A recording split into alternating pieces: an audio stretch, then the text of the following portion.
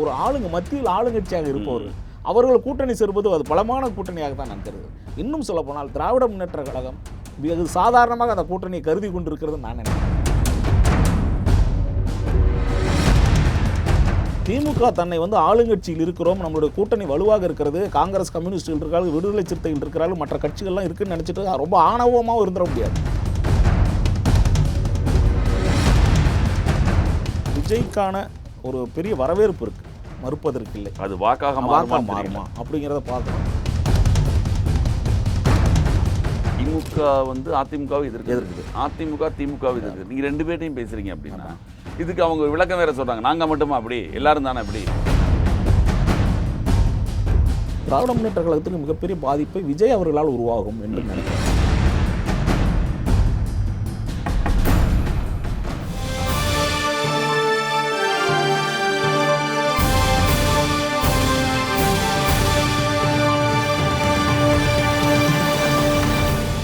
வணக்கம், இது பிரியோ நியூஸின் நேர்காணல் நிகழ்ச்சி. இன்றைய நிகழ்ச்சியில் கலந்து கொண்டு தன்னுடைய கருத்துக்களை தெரிவிப்பதற்காக அரசியல் விமர்சகரும் எழுத்தாளரும் வழக்கறிஞருமான கரு ஜெயக்கண்ணன் அவர்களை சந்திக்க வருகிறோம். வணக்கம் சார்.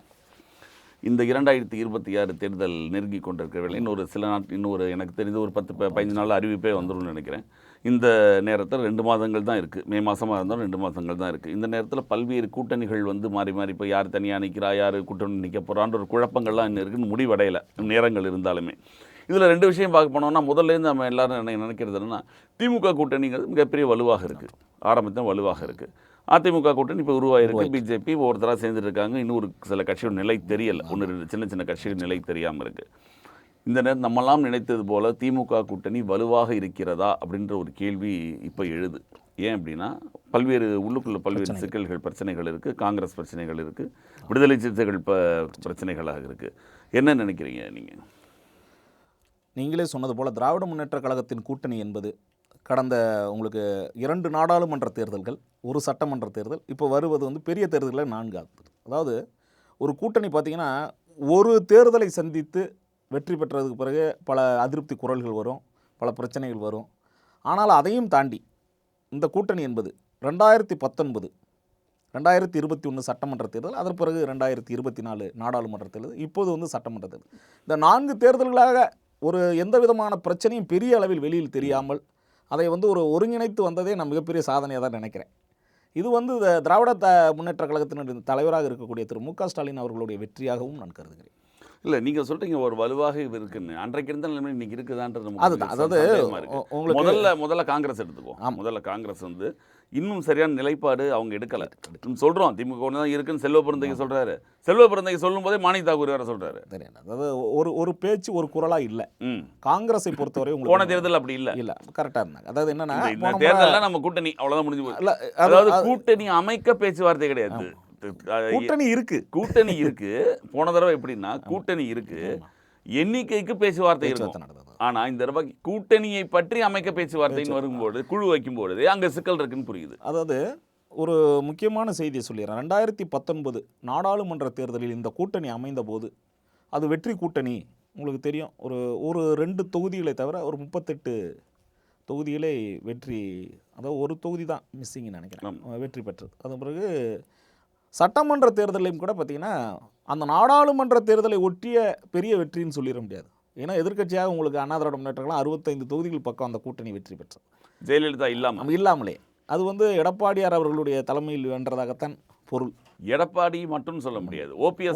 ஓபிஎஸ் இருந்தார், தினகரன் இல்லை அப்படின்னா ஓபிஎஸ் இருந்தார். தலைமையை ஏற்று உங்களுக்கு நடத்தி கொண்டிருக்கக்கூடிய இன்றைக்கு தலைமை யார் கையில் இருக்குதுன்னு பார்க்கும்போது எடப்பாடியார் அவர்கள். உங்கள் சட்டமன்ற தேர்தல் இது வரும்பொழுது நீங்கள் சொல்வதை சாதாரணமாக எடுத்துக்கொள்ள முடியாது. அதாவது நீங்கள் அரசியல் பார்வையாளராக மிக தெளிவாக சொல்லுகின்ற அந்த கருத்து, காங்கிரஸுக்கு ஏற்கனவே இருந்த எதிர்பார்ப்புகள், ஏமாற்றங்கள், அதையெல்லாம் இந்த சட்டமன்ற தேர்தலில் கொண்டு வருகிறார்களா? ஒரு செய்தி. மாணிக்கம் தாகூர், ஜோதிமணி, கார்த்தி ப. சிதம்பரம் போன்றவர்கள் நாடாளுமன்ற உறுப்பினர்களாக இருக்கிறார்கள். அவர்களுக்கு இன்னும் 2 வருஷம் சேஃப் தான். அவர்களுடைய பதவிக்கோ அவர் நாடாளுமன்ற உறுப்பினர்களாக இருப்பதற்கோ எந்த பாதிப்பு வந்துவிட போவதில்லை. நல்லா பாருங்கள், ஒரு செய்தியை, நாடாளுமன்ற தேர்தல் என்று வருகின்ற பொழுது காங்கிரஸ் பார்த்திங்கன்னா பெரிய அளவில் ஒரு கோஆப்ரேஷன் திமுகவோடு இருக்கும். சட்டமன்ற தேர்தல்னு வரும்போது தான் இது போன்ற சிக்கல்கள், அதிகமான தொகுதிகளை கேட்பதாக சிதம்பரம் மற்றும் ஜோதிமணி போன்ற நாடாளுமன்ற உறுப்பினர் இருந்தாலும் அவங்களுடைய ஆட்கள் இதுக்கு சட்டசபை தேர்தலுக்கு நிப்பாங்க இல்லையா? நான் வெளிப்படையாவே சொல்றேன், காங்கிரஸுக்கென்று நிர்வாகிகள் இருக்கிறார்களே தவிர தொண்டர்கள் பலம் என்று கிடையாது. தொண்டர்கள் பலம் இல்லாத எதுக்கு இல்ல, நம்ம- அதுதான். இல்ல, அப்போ திமுக இல்ல, ஒரு செய்தி இப்படி அலைய முடிச்சேன். வேண்டிய அவசியம் இல்லை. அது என்னன்னா, இது நீங்க எப்படி பார்க்கணும்னா, தேசிய அளவில் ஒரு கூட்டணி அமைகிறது. அந்த தேசிய அளவிலான கூட்டணி என்பது பாரதிய ஜனதா கட்சியினுடைய எதிர்ப்பு வாக்குகளை ஒருங்கிணைப்பதற்காக மாநில அளவில் ஒரு தேசிய கட்சியாக இருப்பவன் தான் காங்கிரஸை நீண்ட காலமாக கூட்டணியில் இருக்கிறார். உங்களுக்கு தெரியும், இடையில் நடைபெற்ற ஒரு தேர்தலை தவிர 2014 நினைக்கிறேன், அந்த தேர்தலை தவிர கடந்த 2004ஆம் ஆண்டிலிருந்து தொடர்ச்சியாக கூட்டணியில் இருப்பவர்களாக திராவிட முன்னேற்ற கழகம் காங்கிரஸும் இருக்குது. காங்கிரஸ் நான் என்ன சொல்றேன், தேசிய அளவில் மிகப்பெரிய கட்சி தான், மிகப்பெரிய இயக்கம் தான். உங்களுக்கு நீங்கள் கடந்த காலங்களில் நீங்கள் பார்த்த சூழலை வைத்து சொல்கிறேன், காங்கிரஸுக்கென்று ஏன் நான் குறைத்து மதிப்பிட சொல்ல, அதாவது கட்சி தொண்டர்களை வளர்ப்பதிலும் கட்சி தொண்டர்களை பெருக்குவதிலும் அதற்கான முன்னெடுப்புகளை முயற்சிகளை செய்வதில்லை காங்கிரஸ் அப்படிங்கிற. இன்னொன்று, இருக்கிற நிர்வாகிகள் பல கோஷ்டிகளாக பல குழுக்களாக தங்களுக்கென்று உள்ளவர்களுக்கு பதவி வாங்கி தருவது, தங்களுக்குன்னு உள்ளவங்களோட அந்த பின்பற்றி இதைத்தான் செய்கிறார்களே ஒழிய, அந்த கட்சியை கடந்த 60 ஆண்டுகளுக்கு மேலாக ஆட்சியை இழந்து நிற்கின்ற சூழலில் என்றைக்காவது காங்கிரஸ் தன்னை பேரியக்கமாக தமிழ்நாட்டில் வளர்த்தெடுப்பதற்கான வாய்ப்பாக எதையும் செய்ததில்லை. மாறாக திராவிட முன்னேற்ற கழகத்தோடும் ஒரு 25 தொகுதிகளில் நான் அவங்களுக்கு ஒரு அடிப்படையான ஒரு பழைய காங்கிரஸ் ஒரு பலம் ஒன்று, அமைப்பு ரீதியாக பலம் ஒன்று இருக்கு. உங்க கேள்வியை வச்சே தான் நான் சொல்றேன். அதாவது என்னன்னா, நமக்கு தெரிஞ்ச காங்கிரஸுக்கென்று ஒரு கூட்டணி, அதாவது ஒரு வாக்கு பலம் இல்லாத கட்சியை திமுக அத்தனை அழைக்கணும்னு அவசியம் அழைக்க வேண்டிய அவசியம், தூக்கி சுமக்க வேண்டிய அவசியம் இல்லை. ஆனாலும் கூட ஏற்கனவே திராவிட முன்னேற்ற கழகம் எடுத்திருக்கிற அந்த நிலைப்பாடு உங்களுக்கு தெரியும். பாரதிய ஜனதா கட்சிக்கு எதிரான ஒரு நிலைப்பாடு வருகின்ற போது ஒரு தேசிய கட்சி வேண்டும். அந்த தேசிய கட்சி என்பது இந்தியா முழுமைக்கமான ஒரு கட்சியாக இருக்கின்ற கட்சி இன்றைக்கு வரைக்கும் காங்கிரஸ் தான். அந்த காங்கிரஸ் நாடாளுமன்ற தேர்தலோடு போட்டியிடும் போது திராவிட முன்னேற்ற கழக தலைவராக இருக்கக்கூடிய ஸ்டாலின் அவர்கள் ராகுல் காந்தியை பிரதமர் வேட்பாளராக முன்மொழிந்து, மற்ற யாருமே அது மாதிரியெல்லாம் சொல்லக்கூட இல்லை. ஆனாலும் கூட திரு மு க ஸ்டாலின் அவர்கள் முன்மொழிந்தார் ஒரு செய்தி. அடுத்ததாக பாரதிய ஜனதாவை தேசிய அளவில் எதிர்ப்பதற்கான ஒரு கூட்டணிகளை உருவாக்குகின்ற பொழுது அது காங்கிரஸ் இல்லாமல் முழுமை பெறாது அப்படிங்கிற ஒரு செய்தி. இன்றைக்கு பொழுது நடக்கக்கூடிய சட்டமன்ற தேர்தலில் காங்கிரஸை பொறுத்தவரை எதிர்பார்ப்புகள் இருந்தாலோ ஏமாற்றங்கள் அடைந்தாலோ திராவிட முன்னேற்ற கழகத்தோடு இன்னும் சொல்லப்போனால் சுமூகமாக பேசக்கூடிய சூழல் இருக்கிறது. இல்லை, அதாவது இப்போ எனக்கு தெரிந்து என்னன்னா, தாவேகாவை காமிச்சு இங்க பேரம் நடத்துறாங்களே தவிர தாவேகாக்கு முழுதா காங்கிரஸ் போவாங்கன்ற நம்பிக்கை இல்லை, சொல்ல முடியாது. அதாவது மிக குறைவுன்னு கூட சொல்லலாம். என்னை பொறுத்தவரை காங்கிரஸ் எடுக்கின்ற நிலைப்பாடு என்பது, உங்களை போன்ற நானும் தீவிரமாக அரசியலை உற்று நோக்குகின்ற அந்த வாய்ப்பை வைத்து நான் சொல்கிறேன், காங்கிரஸுக்கு நாடாளுமன்ற தேர்தலில் ஒரு 10 தொகுதிகள் வரை மற்ற மாநிலங்களை விட ஒரு கணிசமான தொகுதிகளை பெற்றுக் கொடுத்தது தமிழ்நாட்டில் இருந்து.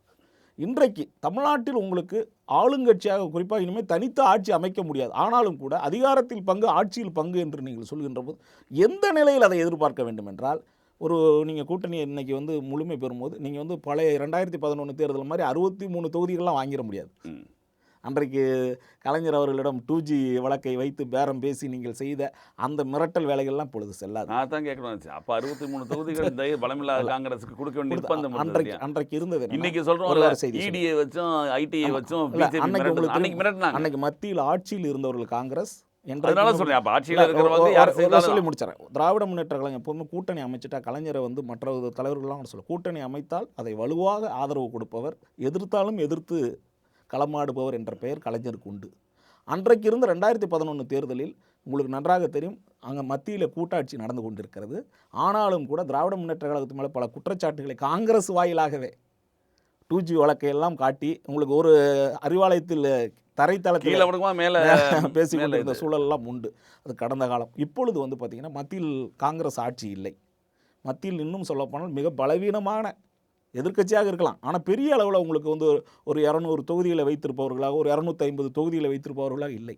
நான் சொல்லக்கூடிய செய்தி என்னன்னா, காங்கிரஸினுடைய நிலை அறிதல் என்பதை உண்மையாக பார்க்கணும். இன்றைக்கு காங்கிரஸுக்கு உங்களுக்கு அதிகமான தொகுதிகள் வேண்டும், எங்களுக்கு ஆட்சிக்கு பிறகு நாங்கள் இந்த கூட்டணி, அதாவது தேர்தலுக்கு பிறகு நாங்கள் உங்களோட ஆட்சியில் பங்கேற்க வேண்டும் என்றால் அதற்கான முறை இருக்கிறது. தமிழ்நாட்டிற்கொண்டு ஒரு நிலைப்பாடு உண்டு. திராவிட முன்னேற்ற கழகம் உங்களுக்கு ஒரு வேளை மெஜாரிட்டி தொகுதிகளை இழக்கக்கூடிய சூழல் வந்தால், காங்கிரஸோட உதவியோடு ஆட்சி அமைக்க வேண்டிய சூழல் வந்தால் தான் அதை நீ கேட்கணும்.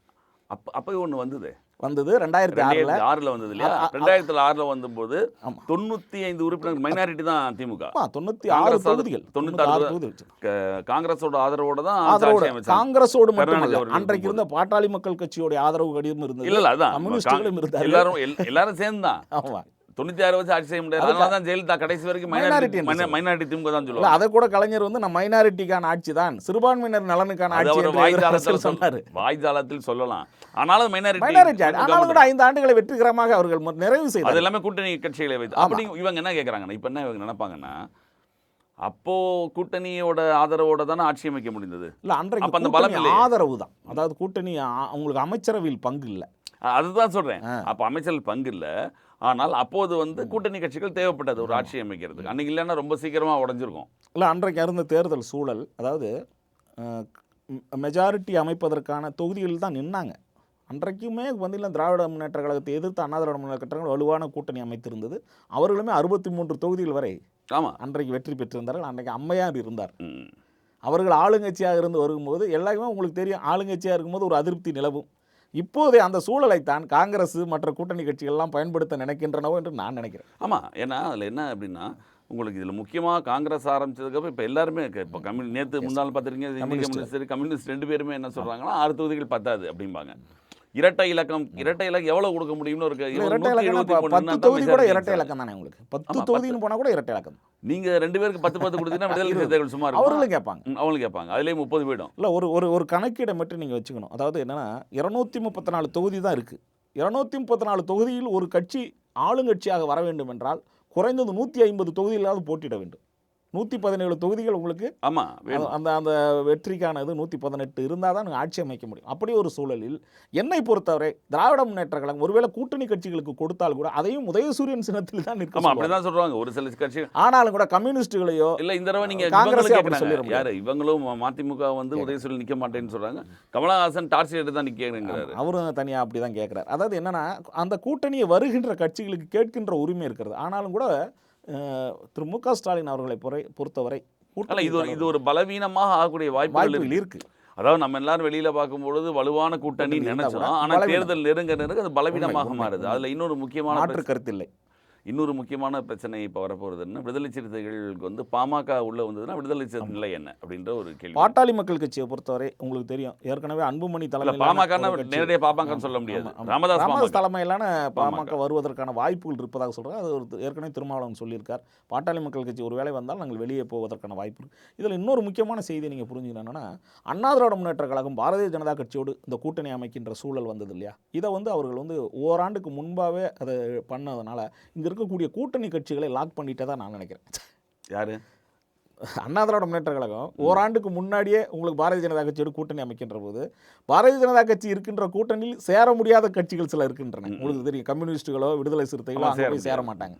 அவர்களெல்லாம் ஒருவேளை அண்ணா திராவிட முன்னேற்ற கழகம் தனித்து இருந்திருந்தால் அங்க போயிருக்க திராவிட முன்னேற்ற கழகத்துக்கு எதிரான ஒரு கூட்டணியை கூட அமைத்திருக்க வாய்ப்பு உண்டு. அதனை வந்து அண்ணா திராவிட முன்னேற்ற கழகமே அந்த வாய்ப்பினை கெடுத்து கூட தான் நான் நினைக்கிறேன். பிஜேபி இருக்கும்போது வரமாட்டாங்க அப்படிங்கிற செய்தி. தாவேகாவை காமிச்சு இன்னைக்கு பயமுறுத்துறதை விட அதிமுகவை காமிச்சு பயமுறுத்துறது மிகப்பெரிய விஷயம். இந்த கூட்டணி விவகாரங்களை பொறுத்தவரை, என்னை பொறுத்தவரை அண்ணன் சீமானுடைய அந்த முன்முயற்சி, அதாவது வெற்றி தோல்வியை தாண்டி 234 தொகுதியிலையும் முதலிலேயே தொடர்ந்து அப்படிதானே நினைக்கிறேன். அவர் வந்து வேட்பாளர்களை நிறுத்திவிட்டு அவர் கிட்டத்தட்ட பார்த்தீங்கன்னா முதல் பிரச்சார கூட்டத்தில் கூட ஆரம்பிச்சிட்டாரு. அந்த வகையில் பார்க்கின்ற போது இந்த துணிச்சல் எந்த கூட்டணிக்கும் இல்லை என்பது என்னுடைய கருத்து. அது சரி. ஆனால் இப்போ இந்த விடுதலை சிறுத்தைகள் பிரச்சனை பொறுத்த வரைக்கும் இப்போ ஒருத்தராக சொல்ல ஆரம்பிச்சிருக்காங்க. என்னென்னா, ஐ பெரியசாமி ஒரு கருத்து சொல்லியிருக்காரு. ஒருத்தராக சொல்கிறாங்க, அதாவது இது வந்து இவங்க 2 பேரும் ஏற்கனவே சேர்ந்து இருந்தவங்க தான். செல்வ பிறந்தைய சொல்லியிருக்காரு, உட்கார்ந்து பேசினால் சரியாக போயிடும், இணைந்தால் சரியாக போகும். 2011 அது போன்ற கூட்டணி அமைந்திருக்கிறது. எதுல? பாமகவும் விடுதலை சிறுத்தைகளும் ஒரே 2 பேர் தமிழ் குடி தாங்கின் பேர் வச்சு கடந்த காலம். அது தமிழ் குடி தாங்கி. இன்னைக்கு தலைவர்கள் ஒன்று சேர்ந்தால் தொண்டர்கள் ஒன்றாக இருப்பார்களா? உங்களுக்கு இதை நீங்கள் எப்படி பார்க்கணும்னா, உத்தரப்பிரதேசத்தில் மாயாவதி அவர்களும் முலாயம் சிங் யாதவெல்லாம் பார்த்தீங்கன்னா அங்கே இருக்கக்கூடிய கூட்டணி அமைத்த போது அதற்கு முன்பு அவர்களுக்கு கிடைத்த வெற்றிகள் கூட கிடைக்கல. அது வந்து என்னென்ன எதிரெதிர் நிலைப்பாடுகளை நீண்ட காலம் செய்துவிட்டு அரசியல் ரீதியாக வரும்போது சமூக ரீதியாக திருமாவளவனும் ராமதாசும் சேர முடியும். அரசியல் ரீதியாக அவர்கள் கூட்டணி அமைக்கின்ற பொழுது எதிர்வினையாக தான், எதிர்மறை ரீதியாகவே சேர முடியுமாங்கிறது அங்கே இருக்கக்கூடிய அடிப்படை பிரச்சனைகள். அது வட மாவட்டங்கள். அதாவது என்னை பொறுத்தவரை நம் தமிழ் குடிகளுக்கு இடையில் பெரிய பிரச்சனை கிடையாது. நான் பார்த்த வரையும் வட மாவட்டங்களை அவர் வந்து இன்னும் சொல்கிற போனால் வன்னியர்களுடைய தலைமை தாங்கக்கூடிய தலைவராக ராமதாஸையோ அல்லது அங்கே இருக்கக்கூடிய பட்டியலின சமூகத்தை தலைமை தாங்கக்கூடிய திருமாவளவன் அவங்களும் நான் பொது தலைவராக தான் பார்க்குறேன். ஏன்னா திரு ராமதாஸ் அவர்களும் திருமாவளவன் அவர்களும் இன்னும் அவர்கள் செல்ல வேண்டிய பாதை நிறைய இருக்குது. அவங்க பார்த்தீங்கன்னா இன்றைக்கு தமிழ்நாட்டிற்கான தலைவர்களாக நான் நினைக்கிறேன். அனைத்து சமூகங்களையும் ஏற்றுக்கொண்ட தலைவர்களாக நினைக்கிறேன். அப்படி இருக்கும்போது சொல்லலாம் தேர்தல் களத்தில் வரும்போது அதாவது சமூக ரீதியாக அவர்களுக்கு அந்த சமூகத்திற்கான தலைவர்களாகவும் அந்த சமூக ஓட்டிற்கான ஒரு முகமாகவும் மாற்றிக்கொள்வது தமிழ் சமூகத்தின் சாபக்கேடாக நான் நினைக்கிறேன்.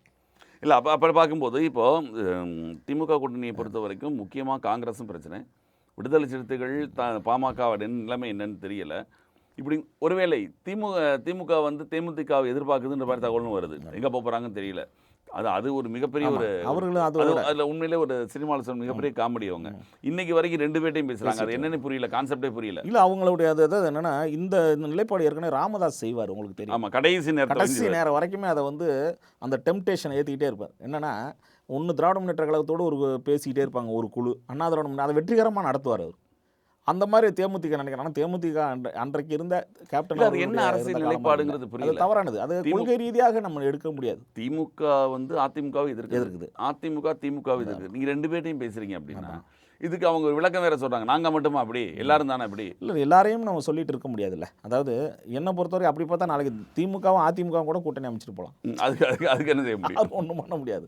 அதாவது என்னென்னா கூட்டணி என்பது கருத்தியல் ரீதியாக முன்வைக்கப்படுகின்ற என்னை பொறுத்தவரைக்கும் திராவிட முன்னேற்ற கழகம் அண்ணாதிராவிட பெரிய உங்களுக்கு கொள்கை ரீதியான மாற்றங்கள் கிடையாது. ஏற்கனவே ஒரு அட்டன் பண்ணது. ஆமாம், அதாவது எம்ஜிஆரும் கருணாநிதியும் அவர்களும் ஒன்றாக வாய்ப்புகள்லாம் இருந்தது. கடைசி நேரத்தில் பிரச்சனைகள் இன்னும் சொல்ல போனால் வருகின்ற காலங்களில் இது வந்து நாங்கள் சொல்வதற்கு நகைச்சுவாக இருந்தால் கூட காலச்சூழலில் திமுகவும் அதிமுகவும் கூட கூட்டணி அமைக்கக்கூடிய வாய்ப்புகள் உண்டு.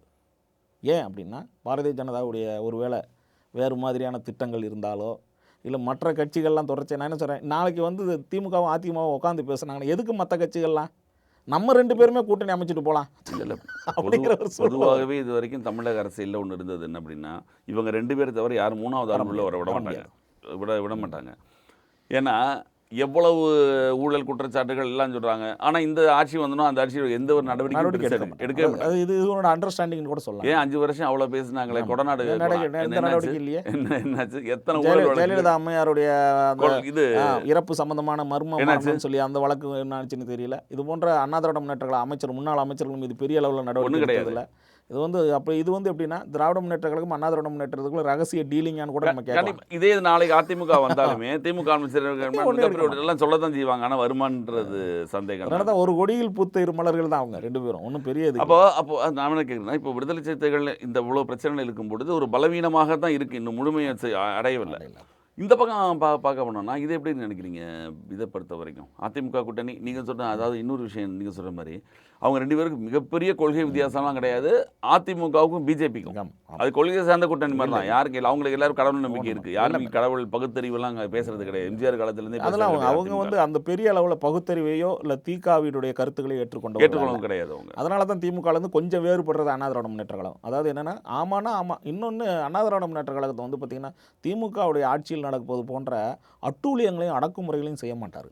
உங்களுக்கே தெரியும், அண்ணா திராவிட முன்னேற்ற கழகத்தில் இருக்கக்கூடிய நிர்வாகிகள் வந்து பார்த்திங்கன்னா இன்னொரு சக மனிதனை ஒரு பொதுமக்களை போய் வலியுறுத்தி வற்புறுத்தி அந்த மாதிரியான செயல்கள் நிறைய பிரச்சனைகள் நடக்குது. இது எல்லாமே இப்போ ஆன்டி இன்கம்பன்சின்னு ஒன்று வரும்பொழுது இப்போ திமுகவுக்கு எதிராக இருக்கக்கூடிய வாக்குகள் எல்லாமே பிரியக்கூடிய ஒரு சூழ்நிலை இருக்கின்றது மட்டும்தான் திமுகவுக்கு வந்து மிகப்பெரிய பலமாக இருக்குமே தவிர, ஏன்னா தாவேகான்னு புதுசாக ஒரு கட்சி வந்திருக்கு, அவங்களுடைய பலம் என்னன்னு தெரியல. இப்போ நீங்கள் கேட்டதுனால சொல்லக்கூடிய கேள்வி என்ன, அண்ணா திராவிட முன்னேற்ற கழகத்தையும் சாதாரணமாக நம்ம எடை போட்டு விட முடியாது. அதான் சொல்றேன், ஜெயலலிதா இல்லாதப்ப 63, எடப்பாடி 63 ஓட்டு, அதாவது கூட்டணியோட 66 தொகுதி. என்னை பொறுத்தவரை அண்ணா திராவிட முன்னேற்ற கழகத்தின் கூட்டணி தொடர்பாக நீங்கள் கேட்பது அந்த கேள்விக்கு வந்து அண்ணா திராவிட முன்னேற்ற கழகம் தலைமையேற்றிருக்கிற அந்த கூட்டணி என்பது கூட வலுவான கூட்டணியாக நான் கருதுகிறேன். ஏன் அப்படின்னா பாரதிய ஜனதா கட்சியை நம்ம குறைச்சி மதிப்பிட முடியாது. ஏற்கனவே நாடாளுமன்ற தேர்தலில் 11% வாங்கியிருக்காங்க. இன்னொன்று அதில் இருக்கக்கூடிய கட்சிகள் புதிதாக வந்து சேர்ந்திருக்கக்கூடிய கட்சிகள் தென் மாவட்டங்களில் பலமாக இருக்கக்கூடிய ஜான் பாண்டியன் இருக்கிறார். அடுத்து பார்த்தீங்கன்னா கிருஷ்ணசாமியும் அழைப்பதற்கான வாய்ப்புகள் இருக்குது. அது மட்டும் இல்லாமல் இங்கே பார்த்தீங்கன்னா உங்களுக்கு ஏற்கனவே அன்புமணி வந்தாலும் பாட்டாளி மக்கள் கட்சியோட ஒரு பிரிவு வந்ததாக மிகப்பெரிய பலம். என்னை பொறுத்த வரைக்கும் என்னன்னா அண்ணா திராவிட முன்னேற்ற கழகத்திற்கு என்று ஒரு சரியான ஒரு நிலைப்பாடு எடுக்கின்ற போது பாரதிய ஜனதா கட்சியோட கூட்டணி நம்ம கருத்தியல் ரீதியாக எதிர்க்கிறோம் வேறு, ஆனாலும் கூட கலை யதார்த்தம் என்னன்னா, ஒரு ஆளுங்க மத்தியில் ஆளுங்கட்சியாக இருப்பவர்கள் அவர்கள் கூட்டணி சேர்வது அது பலமான கூட்டணியாக தான் நான் கருதுகிறேன். இன்னும் சொல்லப்போனால் திராவிட முன்னேற்ற கழகம் வெகு சாதாரணமாக அந்த கூட்டணியை கருதி கொண்டிருக்கிறதுன்னு நான் நினைக்கிறேன். ஆமா, அவங்க அப்படிதான் நினைக்கிறாங்க. பிஜேபி வந்தா ஓட்டு போட முடியாது, ஓட்டு அது பழைய காலம். ஏன்னா 5 வருட இந்த ஆட்சி மேல இருக்கக்கூடிய மிகப்பெரிய எதிர்ப்பு, விமர்சனங்கள் அனைத்தும் எதிர்பக்கம் போறதுக்கு வாய்ப்பு இருக்கு. அதாவது ஒரு கட்சி மேல வந்து எப்பவுமே ஆளுங்கட்சி திமுக வந்து பார்த்தீங்கன்னா ஒரு முறை ஆட்சிக்கு வந்துருச்சுன்னா அந்த ஆளுங்கட்சியாக இருக்கும்போது அவர்களுக்கு வந்து அதிருப்தி அலைகள் அதிகமாக அடுத்ததாக அவங்க வரும்போது பார்த்தீங்கன்னா ரொம்ப மோசமான தோல்வியை சந்திச்சிருக்காங்க. உங்களுக்கு நன்றாக தெரியும். 96க்கு இப்போ 1996 ஆளுங்கட்சியாக இருந்தவர்கள் 2001 வரும்போது ஒரு 28-29 எம்எல்ஏக்களோடு சுருங்கி போனார்கள். அடுத்ததாக 2006 to 11 ஆட்சியில் இருக்கும்போது 2011 தேர்தலில் எதிர்க்கட்சியாக கூட வர முடியல. விஜயகாந்த் வந்தார். அந்த மாதிரியான ஒரு சூழல் இருக்கின்ற போது திமுக தன்னை வந்து ஆளுங்கட்சியில் இருக்கிறோம், நம்மளுடைய கூட்டணி வலுவாக இருக்கிறது, காங்கிரஸ் கம்யூனிஸ்டுகள் இருக்கிறார்கள், விடுதலை சிறுத்தைகள் இருக்கிறார்கள், மற்ற கட்சிகள்லாம் இருக்குன்னு நினச்சிட்டு ரொம்ப ஆணவமாகவும் இருந்துட முடியாது. மக்கள் வந்து நம்ம தமிழ்நாட்டு மக்களை பொறுத்த வரைக்கும் பொறுமையாக வந்து இருந்துட்டு இல்லை. இப்போ இந்த தேர்தலில் இன்னொரு பெரிய சிக்கல் என்னன்னா, தாவேகான்ற ஒரு கட்சியோட வந்து அது மிகப்பெரிய ஓட்டை பிரிக்கக்கூடிய வாய்ப்பு இருக்குது. ஏன்னா இளைஞர் இந்த புதிய வாக்காளர் பிரிக்கின்ற வாக்குகள் திமுகவுக்கு அதிமுகவுக்கு ஏற்படுத்தும். அதுதான் மிகப்பெரிய குழப்பம். அது யாருக்குமே புரியல, யாருடைய புதுசாக வந்திருக்கு. ஏன்னா அவங்க களத்தில் இது வரைக்கும் நிற்கல, கலா யதார்த்தம் எதுவுமே தெரியாமல் வந்திருக்காங்க. இன்னும் அவங்க எதிர்பார்த்த ஒரு கூட்டணி நடக்கலை. எனக்கு தெரிந்து காங்கிரஸ் அங்கே போகிறதுக்கான வாய்ப்புகள் இல்லை. அவர்கள் வந்து பெரிதாக என்னை பொறுத்த வரைக்கும் நம்ம கடந்த முறை கூட நான் பேசியிருக்கேன் உங்களுக்கு, உங்கள்கிட்ட தான் அது சம்மந்தமாக பேசியிருக்கேன். விஜய் அவர்கள் வந்து மற்ற கூட்டணி கட்சிகளை எதிர்பாராமல் அவர் 234 தொகுதியில் நிற்பது நல்லது. ஏன் அப்படின்னா புதிய கட்சி ஒரு சீமான் போன்று வந்து நான் என்ன சொல்கிறேன், நீங்களும் வந்து உங்களுடைய நிலைப்பாடு எடுத்த உடனே ஆளுங்கட்சி ஆவதை நம்ம கண்டிப்பாக எதிர்க்கிறோம். ஏன்னா ஆளுங்கட்சி ஆக முடியாது. ஆனாலும் கூட உங்களுக்கென்று உள்ள வாக்கு சதவீதத்தை பார்ப்பதற்கு முழுமையாக நீங்கள் தனித்து நின்றால் தான் முடியும் அப்படிங்கிறது. அவங்க எடுத்தோடனே உங்கள் நாற்காலி கனவுல தான் இருக்காங்க. அது அவங்க கனவு காணலாம், ஒன்றும் தவறு கிடையாது. கலை யதார்த்தம் உங்களுக்கு புரியல கூட நினைக்கிறேன். நம்ம கலை யதார்த்தம் புரியுதான்னு தெரியல. ஏன்னா 2 பெரிய கட்சிகளை எதிர்த்து போட்டி போகிறோம். முதல்ல நம்ம இவங்க இது வரைக்கும் தேர்தல் களத்தில் நின்று தங்களுடைய செல்வாக்கு நிரூபிக்கல. எல்லாரும் உடனே எம்ஜிஆருக்கு போறாங்க. ஆமா, எம்ஜிஆர் வந்து ஒப்பிட முடியாது. எம்ஜிஆர் 72ல கட்சி ஆரம்பிச்சு 73ல திண்டுக்கல் இடைத்தேர்தல்ல நின்னாரு. 77ல தான் ஆட்சி பிடிச்சாரு. அதுக்கு முன்னாடி வந்து வரலாறு தெரிந்தவர்களுக்கு தெரியும், 1953 முதலே திமுகவில் முக்கிய பொறுப்புல இருந்தாரு. எம்எல்ஏ இருந்தாரு. இது சிறு சேமிப்பு குழு தலைவராக இருந்தாரு. இந்த மாதிரியான பல அரசியல் களம் இளைஞர்களை வைத்து அந்த வாக்கு யாரோட வாக்கு பிரிக்க போகிறது அப்படிங்கிறது ஒரு மிகப்பெரிய ஒரு கேள்வி. இது ஒப்பீட்டளவில் நீங்கள் தமிழக வெற்றி கழகத்தினுடைய விஜய் அவர்களுடைய நம்பிக்கையோ அந்த கட்சியினுடைய எதிர்கால நம்பிக்கையோ நான் குலைத்து விடுவதாக பேசவில்லை. ஆனால் என்னென்னா 1996க்கு பிறகு நடந்த தேர்தல்கள் 2005ஆம் ஆண்டு திரு விஜயகாந்த் அவர்கள் கட்சி ஆரம்பித்த பொழுது இது தொடர்பு இப்பொழுது இருக்கின்ற அதே பேச்சுக்கள் திமுகவையும் அதிமுகவையும் எதிர்த்து அவர் களமாடக்கூடிய ஒரு சூழல் இருந்தது. அப்பொழுது வந்து பார்த்திங்கன்னா யாருடைய வாக்குகளை இவர் பிரிப்பார் அப்படிங்கிற ஒரு கேள்வி இருந்தது. ஏன்னா அதற்கு முன்பு வரைக்கும் வந்து அவருமே பார்த்திங்கன்னா திமுக ஆதரவாளர் தான். ஆமாம், கட்சியில் பொறுப்பில் வகிக்கவில்லையே அவருமே எம்ஜிஆரை போல திமுகவோடு நெருங்கிய தொடர்பில் இருந்தார். பேனா கொடுத்தாரு. எல்லாமே கலைஞருடைய மிகப்பெரிய ஒரு அனுதாபியாக இருந்தவர். அவர் வந்து ஒரு தேர்தலை சந்திக்கின்றப்போ எல்லாருமே நினைச்சது என்னன்னா திமுகவுடைய வாக்குகளை அவர் பிரிப்பார் அப்படிங்கிற மாதிரி இருந்தது. ஆனால் நடந்தது என்னென்றா 2005 தேர்தல், அதாவது கட்சி ஆரம்பிக்கிற 2006 தேர்தலில் அண்ணா திராவிட முன்னேற்ற கழகத்தின் வாக்குகளை பிரிப்பதற்கு விஜயகாந்த் காரணமாக இருந்தார். அதன் பிறகு 2009 நாடாளுமன்ற தேர்தலும் அது நடந்ததனால்தான் 2011 எப்படியாவது விஜயகாந்தை கூட்டணி கொண்டு வர வேண்டும் என்று திரு சோ மூலமாக புரட்சித் தலைவர் அம்மையார் அவர்கள் முயற்சி செய்துதான் அந்த கூட்டணிக்கு அழைத்து வந்து அந்த வெற்றியை பெறுவதற்கான மிகப்பெரிய அதிருப்தி வேறு. திமுக ஆட்சி மேல் மிகப்பெரிய அதிருப்தி அதை பயன்படுத்தி கொண்டாங்க. ஆமாம், மிகப்பெரிய அதிருப்தி.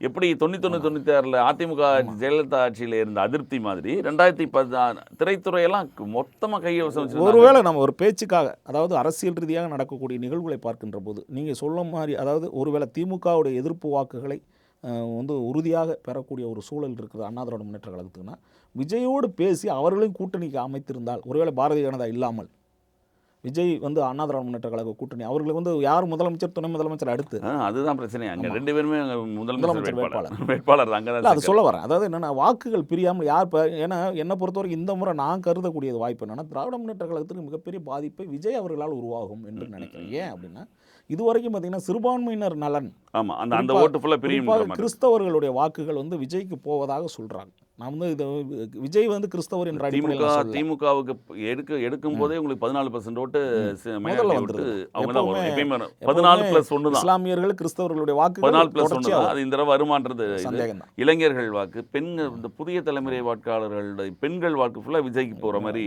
எல்லாமே பேச்சளவில் இருக்கிறத ஒழிய நான் என்ன சொல்ல வரேன்னா விஜய்க்கான ஒரு பெரிய வரவேற்பு இருக்கு, மறுப்பதற்கில்லை. அது வாக்காக மாறுமா அப்படிங்கிறத பார்க்கணும். இன்னும் அவர்கள் செய்ய வேண்டிய பணிகளும் இருக்கிறது, செல்ல வேண்டிய தூரமும் நிறைய இருக்குது. எடுத்த எடுப்புலையே ஆளுங்கட்சியாக ஆகிவிட முடியாது. கலை யதார்த்தம் என்றால் ஏற்கனவே திராவிட முன்னேற்ற கழகம், அண்ணா திராவிட முன்னேற்ற கழகம் என்ன பணிகள்லாம் ஆற்றி இருக்கிறார்கள், அதையெல்லாம் உற்று கவனித்து இவர்களும் மக்கள் மனதில் இடம் பிடிக்க வேண்டும். அதை வைத்து தான் அரசியல் ரீதியாக அவருடைய வெற்றிகள் சாத்தியப்படும்.